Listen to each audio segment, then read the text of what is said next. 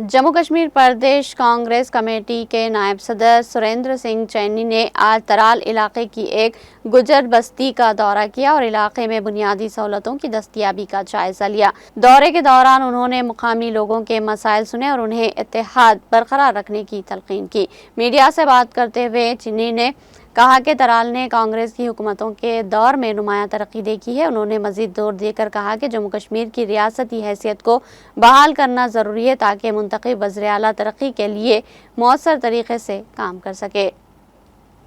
इस इलाके के जो हालात हैं उनकी मैंने साम दी और आप मीडिया वाले जब जब भी आते हो आपने हमेशा कोशिश की कि इस तराल को हम रोशनाज करें लोगों के बीच में जाके, और आप भी मसले मसाइल जो है वो लोगों के उजागर करते हो। आपका भी बहुत बहुत शुक्रिया।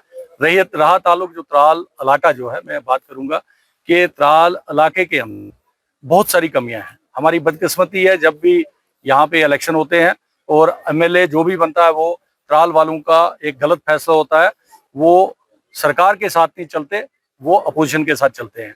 और ये आज नहीं, आपने देखा पिछले 25-30 साल से ऐसे ही चलता आया। एक एमएलए शायद 10 साल रहे, उनका काम या अगर उनने किया होता तो ये हालत नहीं होती। फिर दूसरे आए, वो भी 12 साल रहे, उनका किया जो है वो भी बिल्कुल नजर नहीं आ रहा है। उसके बाद फिर एमएलए साहब पिछले रहे, उन्होंने जो यहाँ पे काम किया वो भी नजर।